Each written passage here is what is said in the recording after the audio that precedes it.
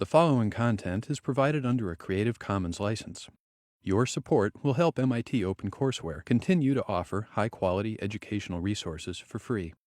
To make a donation or view additional materials from hundreds of MIT courses, visit MIT OpenCourseware at ocw.mit.edu. Today we continue our theme on integer data structures, and we're going to cover one data structure called fusion trees, which introduce a bunch of cool concepts using, might call bit tricks, using the word level parallelism to do lots of great things. To do those great things, we need to do something called sketching, which is essentially taking W-bit integers and making them less than W bits, but still having enough stuff that we care about. And then we can actually compute those sketches using integer multiplication in a very clever way. Given a bunch of these slightly less than W-bit numbers, we can compare several for the price of one operation. It's parallel comparison. And then a particularly nifty thing, which is new this time, I haven't covered it before, is how to compute the leftmost 1 bit in a W-bit integer in constant time. All very cool. And so we're going to combine all these techniques and get fusion trees. What do fusion trees give us in the end?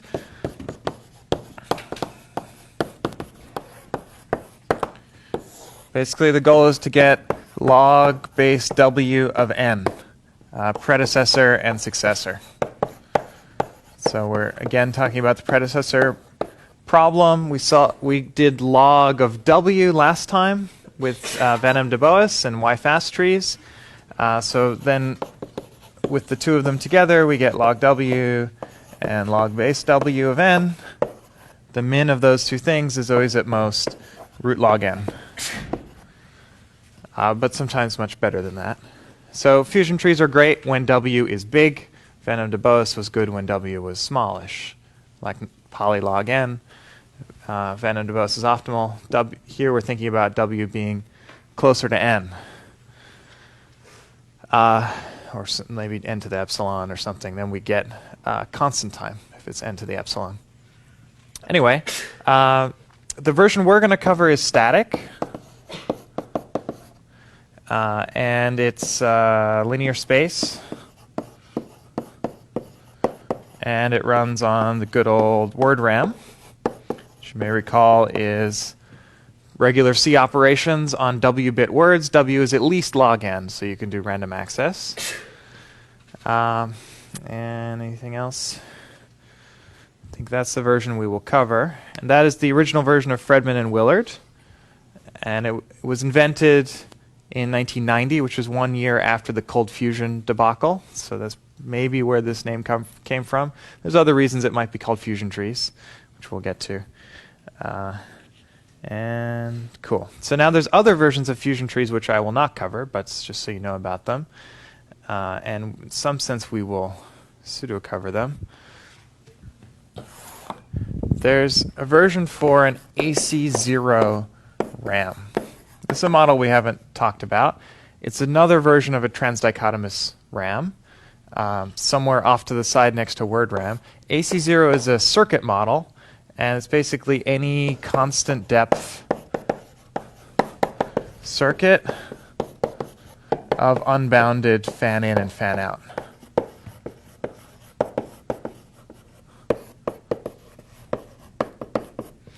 And so in particular, what AC0 forbids are operations like multiplication.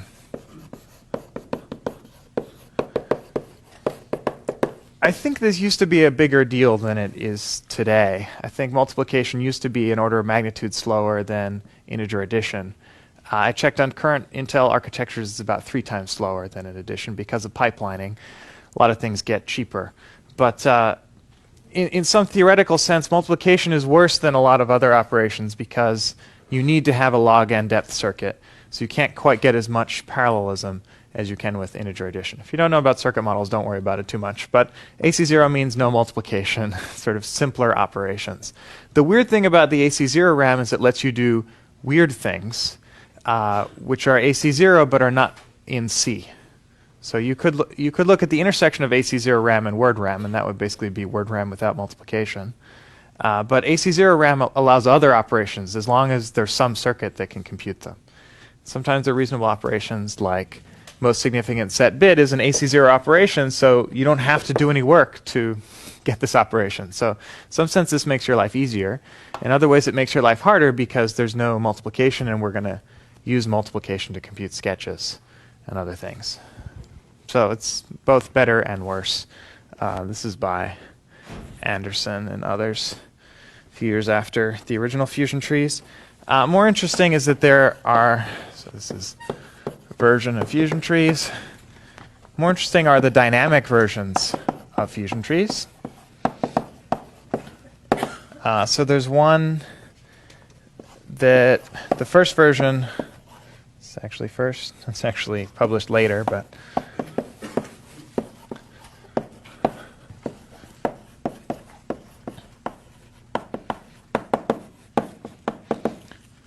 there's a general trick for dynamizing static data structures. We actually saw one. You may recall weight-balanced search trees was a way to dynamize a static data structure.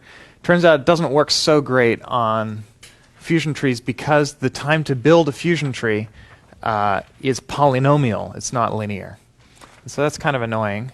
You need polynomial time to build this thing, so weight balance is not enough to slow down the rebuilds. There's another structure which we won't cover called exponential search trees. It has this log n overhead, but other than that, it gives you a nice dynamization. So these are updates. There's another version which uses hashing and achieves log base W expected time for updates. This is by Raman. And so this gives you optimal, or matching, I should say, the fusion tree query bound. You can do inserts and deletes the same amount of time if you allow expected. And essentially, the idea is to do sketches more like hashing. Think of sketching as just hashing down to a smaller universe. And in expectation, that will work well, although it's open, actually, whether you can achieve this bound with high probability.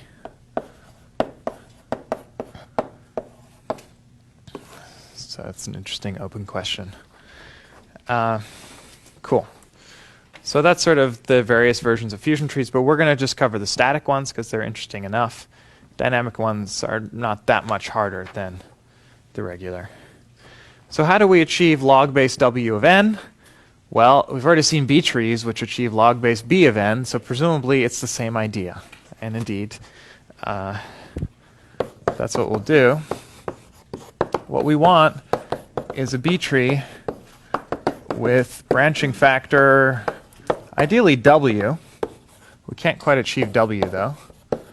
So it's going to be W to some small constant power, and 1/5 is the one that I'll use in this lecture. You can improve it or make it worse, up to you. But any constant up here will do, because then log base W to the 1/5 is going to be 5 times log base W of n. So we have a node. Somehow it has branching factor W to the 1/5. So then the height of the tree, of course, is theta log base W of n. So that's all good. But now what we need to do is, doing a predecessor search, given a node, we need to decide in constant time which branch has our answer. So normally in a B tree, you would read in all these keys and then compare your item to all of them and then decide which way to go. Because in a B tree, we can read all of these items in one operation. Now here, is that possible? Think about it. You've got, each of these keys is W bits long. There's W to the 1/5 of them. So the total number of bits in a node to store all those keys is W to the 1 plus 1/5, which is a lot. There's no way you can read all those bits in constant time. You can only read order W bits in constant time. So we can't look at them all. Somehow we still have to figure out which way to go correctly in constant time. So this is the idea of a B tree, a fusion tree node.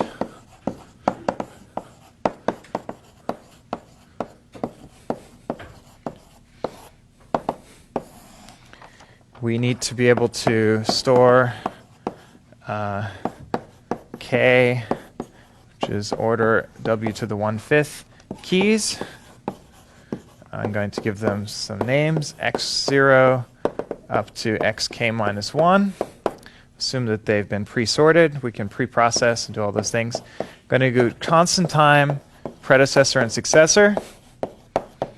And it's going to be linear space, and it's going to require polynomial pre-processing.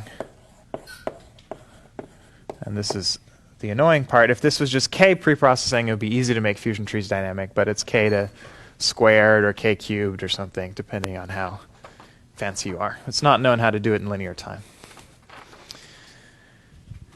Cool. So that's really our goal. If we can implement fusion tree nodes and do constant time predecessor on this small value of n, basically, when n is only w to the 1/5, if we can do constant time for that, then by plugging in B trees, we get the log base w of n for arbitrary values of n. So it's really all about a single node, doing that fast. So the rest of the lecture will be about that. So I want to introduce this idea of sketching, and to do that, I'm going to think about what it takes to distinguish this small number of keys.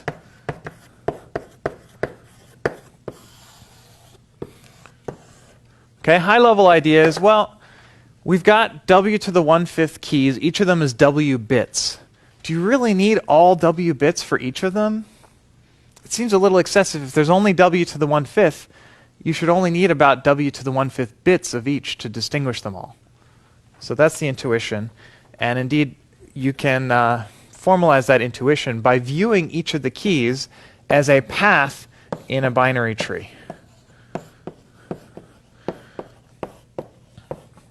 So this represents the bit string 0, 1, 0, 1, 1, 1, 0, 1. 0 means left, 1 means right. Okay, this is a transformation we use a lot. So maybe that's in your set. Maybe this other bit string is in your set. Maybe this bit string. Well, I got to make these the same height. It's a little challenging.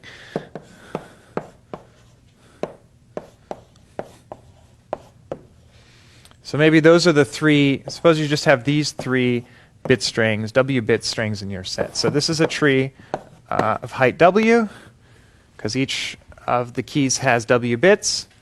So maybe k is 3. Those are your 3 keys. Okay, the idea is, look at the branching nodes. Here's a color. So you've got a branching node here and a branching node here. Okay, because there's 3 leaves, there's only going to be 2 branching nodes. And so the idea is, well, I really only care about these 2 bits, or it would be enough to think about these 2 bits. Okay, we'll look at this more formally in a moment. But by storing this bit, I know whether the key is over here on the left or over here on the right. And then by storing this bit, I don't really care about it for this word, but it will distinguish these 2 words. So if you just look at the bits that contain branching nodes in this trie view, then it's enough to distinguish all of the xi's. So this is x0, x1, x2. Okay, let me formalize that a little bit. So we have k minus 1 branching nodes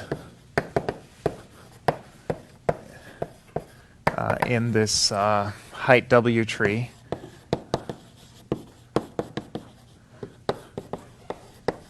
Of the k keys. Because there's k leaves, there's going to be k minus 1 branching nodes, because the k leaves are distinct. So this means there are at most k minus 1 levels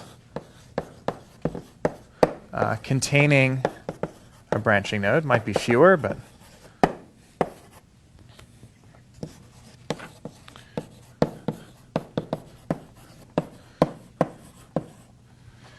maybe it's nice to add in another key over here on the left. I mean, if I was lucky, there'd be another key over here, and then I'd be using this bit and getting 2 for the price of 1. If I'm less lucky, it'll be more like this. So here's another x value. And in this case, I care about this branching node, so I care about another bit here. Okay, but if I have 4 keys, it'll be at most 3 bits corresponding to these levels. So call these levels correspond to bits. You know, this is the first bit, second bit, third bit, and so on. This is the most significant bit next, and then the least significant is at the bottom. So these levels correspond to important bits. That's the definition. And we're going to give these bits a name, B0, B1, up to BR minus 1. Those are bit indices saying which bits we care about. And we know that R is less than K, and K is order W to the 1/5. So there are only W to the 1/5 important bits overall among these K keys. So the idea is don't store all W bits for all the keys. I mean, you have to store them, but don't look at them. Just look at these important bits for the keys. And then life is good because there's only W to the 1/5 bits per key. There's only W to the 1/5 keys. And so the total number of important bits among all K keys is small. It's only W to the 2/5, which is less than W. So it fits in a single word, and we can look at this in constant time. So that seems like a good thing. Let me tell you what properties this has. Let me also define the notion of a perfect sketch of a word X is going to be what you get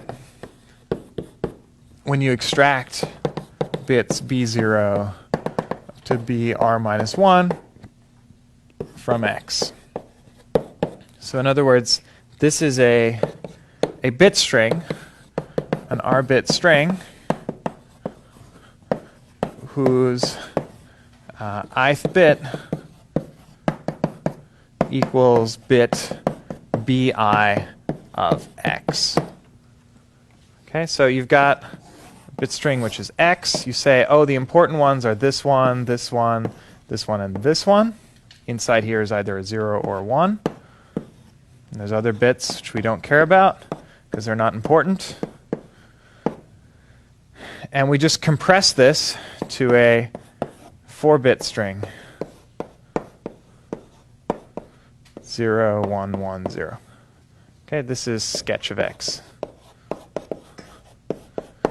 And to be a little bit more explicit about how I'm labeling things, this is B0, this is B1, B2, and B3 because, because you number bits. I think this is right. We'll see later. I'm going to number bits from the right-hand side. This is the 0th bit, 1st bit, 2nd, 3rd, 4th, which is the opposite of this picture, unfortunately. Sorry. This is bit 0, bit 1. Anyway, this will be convenient because, Anyway. Cool. So that's perfect sketch. For now, I'm going to assume that we can compute this in constant time. This one answer is it's an AC0 operation. It's kind of, that's not so obvious, but it's true. So on an AC0 RAM, you can just say, oh, this is an operation, right? It's given one word, and, well, okay, it's given these description of bit numbers, but those will also fit in one word. And then it does this bit extraction. Okay, we're going to see a reasonable way to do it, but for now, take that as an unreasonable way to do this. So, perfect sketch is good because it implies following nice property. If you look at the sketch of X0, that's going to be less than the sketch of x1, and so on, which is going to be less than the sketch of x k minus 1. Okay, sketch preserves order. We assume that, where do we have it? Over here, x0 is less than x1 is less than xk minus 1. And because we're keeping all the bits where these xi's get distinguished, this one it doesn't matter whether we kept, here it doesn't matter whether we kept these guys, but in particular we keep the bits that have all the branching nodes. That will preserve the order of the xi's. So we know that the order of the xi's is preserved under sketching. The trouble is the following. Okay, suppose you want to do a search, a predecessor search. Right, so you're given some query Q, and you want to know where does Q fit among the xi's, because that will tell you which child to visit from here. So, okay, you compute sketch of Q. Seems reasonable. Move into sketch world. And now you try to find where sketch of Q fits among these guys. So you can do that, and I claim you can do that in constant time. It's again an AC0 operation. But the nice thing is the sketches all fit in one word. So also this single sketch fits in one word. No big surprise there. So let's say you can find where sketch of Q fits among these items in constant time. The trouble is where the sketch of Q fits is not necessarily the same as where Q fits among the xi's.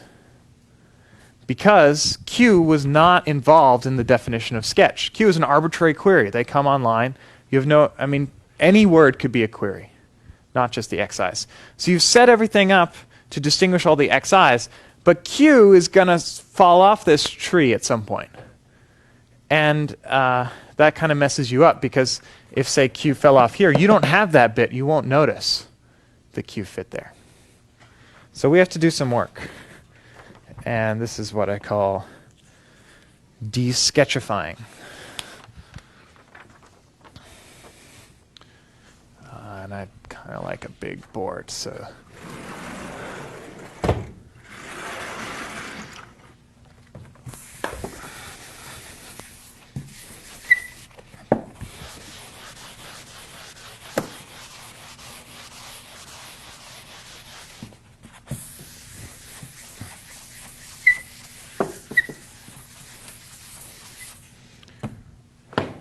Okay, let me draw a somewhat more methodical and smaller example.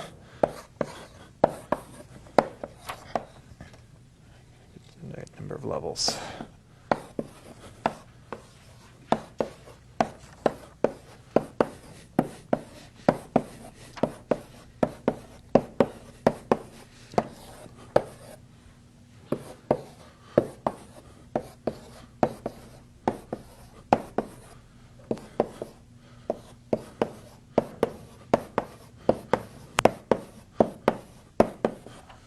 Bigger than my usual tree.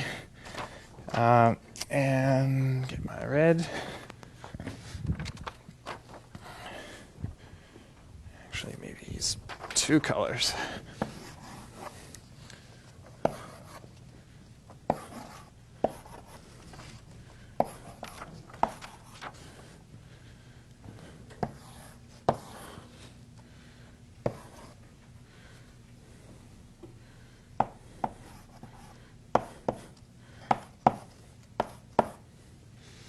So here's a kind of real example. Now it has 4 keys, and here I'm in the lucky case where this is an important bit, and I get sort of 2 for the price of 1. I cared about this branching node, I cared about this branching node, and so I only have to store 2 bits in my sketch for these 4 nodes. In general, it might be 3 bits, but this will just make the point. So it's actually, life is in some ways harder in this situation. Okay, so what are my bit strings here? Over here I've got 0, 0, 0, 0, which corresponds to always going left. Then I've got 0, 0, 1, 0. Over here I've got 1, 1, 0, 0, and 1, 1, 1, 1. We drew these pictures for Van de Boas, right? And the idea is we're going to use some of the similar perspectives at least. Okay, but the important bits were the very first, the leftmost bit, I should say, and then 2 bits after that. So these guys.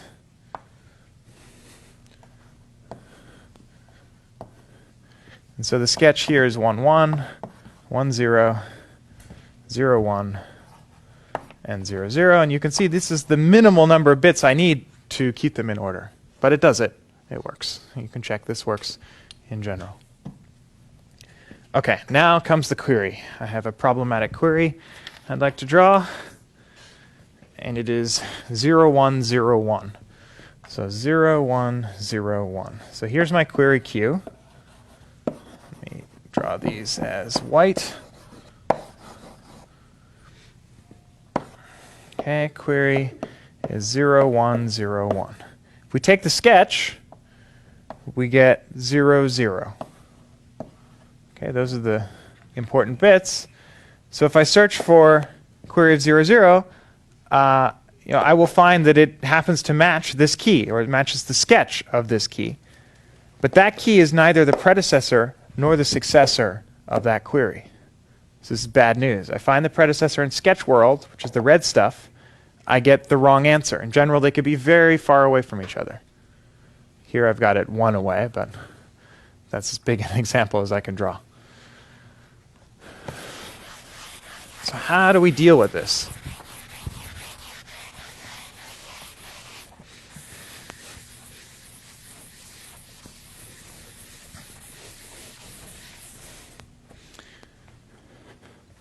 This is the de-sketchification. I claim, so when I do this query, I end up finding this guy, x0. I claim that I can still use that for something interesting. Okay, let's say we have a sketch of xi as the predecessor of the sketch of q. And so sketch of q is sandwiched between sketch of xi and sketch of xi plus 1.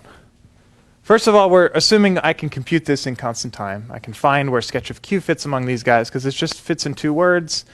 And for now, let's just assume all operations on a constant number of words are constant time. We will see how to do this. This is parallel comparison. Okay, so you figure out sketch of q fits here. I want to learn something about where q fits among the xi's. It's obviously, these may be the wrong answer, but I claim I can do something useful by looking at the longest common prefix of those words.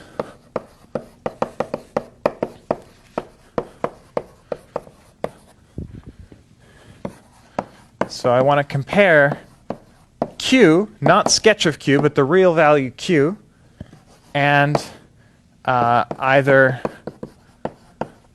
xi or xi plus 1. And what I want is the longest. So I look at the longest common prefix of q and xi. I look at the longest common prefix of q and xi plus 1. Whichever of those is the longest, that's my longest common prefix. In the tree, it's the longest common ancestor, or lowest common ancestor, sorry. Okay, so let's do it. We've got, we found that sketch of q fit between, I guess, these 2 guys. The way I've written it with the inequalities. It's between x0 here and x1. So in this case, the longest common ancestor is, or the lowest common ancestor of this node and q is going to be here. Also, this node and q happens to also be here. So this is the lowest we can go. And what this means is that these guys, they shared the bit string up to here. We were on the blue substructure up till here.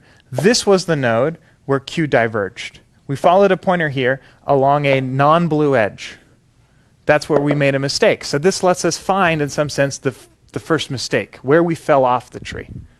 So that's where we fell off the blue tree. That's useful information. Because now we kind of know, well, we went to the right, whereas all the actual data is over here in the left subtree. There is no blue stuff in the right. So that tells us a lot. If we want to now find the predecessor of q, it's going to be whatever is the max in this subtree. So I just need to be able to find the max over here. So this is the idea.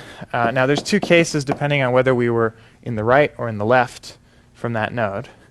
So so let me write this find the node y where Q fell off the blue tree. So this node y we can think of as a bit number. Here the leftmost bit was still on, but then the next bit was off. And so we look at, I'll call that bit y plus 1, or maybe size of y plus 1. If that bit equals 1, that's the picture we have, then what I'm going to do is set a new quantity e, which is going to be, this is a new word. It's going to be the bit string y, followed by a 0, followed by lots of 1s.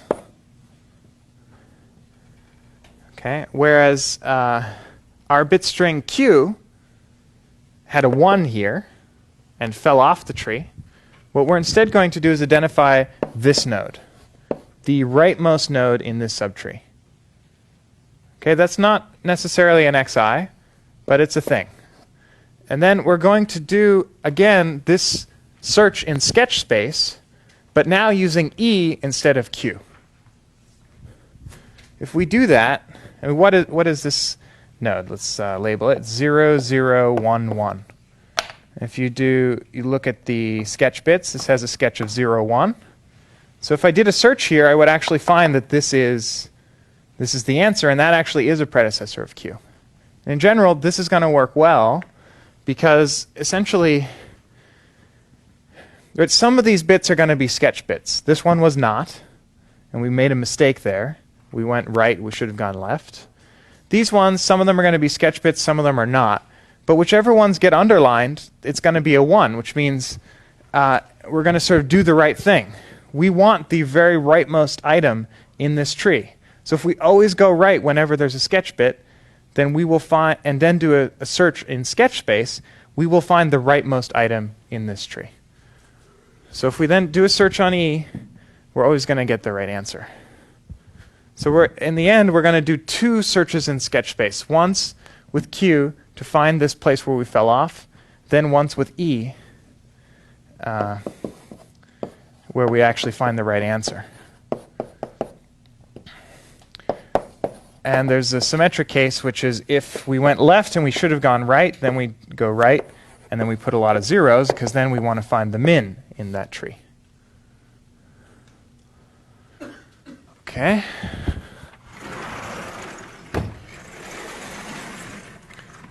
So back to search, we compute sketch of Q, we find it among the sketch of the xi's. This gives us this y. So we find longest common prefix. Y equals longest common prefix of Q and xi or xi plus 1. Then we compute E, and then we find sketch of E among sketch of xi's. And the claim is that the predecessor and successor of sketch of E among sketch of xi's equals the predecessor and successor of Q, our actual query, among the xi's.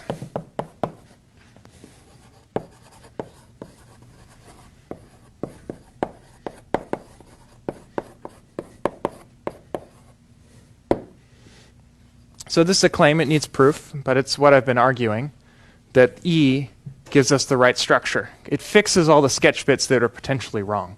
We found the first sketch bit that was wrong. We fix that one. And then the remainder, as long as we go all the way to the right, we'll find the max. Or in the other case, we want to go all the way to the left because we want to find the min. So that's this claim.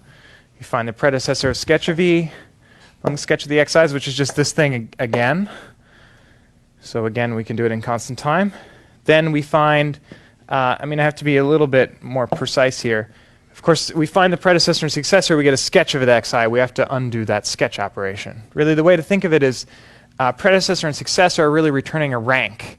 I want to know the I that matters. So if it fits between sketch of xi and sketch of xi plus 1, if sketch of E fits between those, then I know that Q will fit between xi and xi plus 1.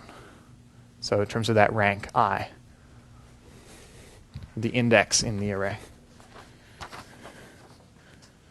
Does that make sense? This is kind of the end of the, what's the right way to put it? This is the big picture of fusion trees. Okay, at this point, kind of should believe that everything works. And overall, what are we doing? We're building a w to the 1/5 tree. It's not yet clear why w to the 1/5, but and so we have to implement these nodes that only have w to the 1/5 keys. So we're looking at a single node and say, hey, look, there's a bunch of keys. Let's just look at the important bits. That defines this sketch operation.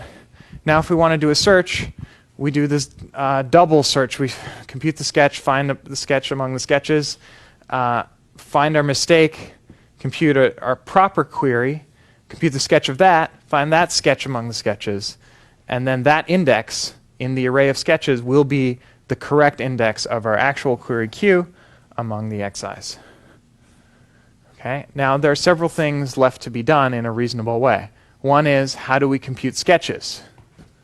How do we do this kind of operation of taking the bits we care about and bringing them all next to each other?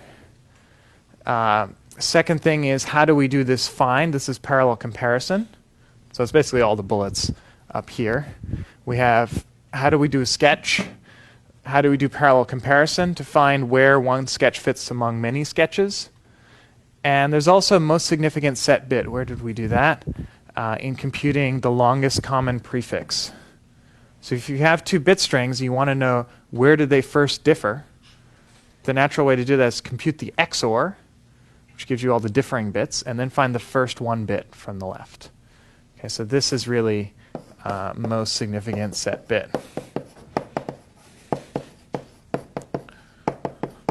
So we need that operation.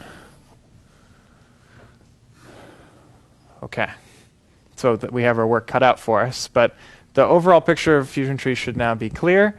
It just remains to do these three things, and this is where sort of the engineering comes in, I would say. Any questions about the big picture? All right.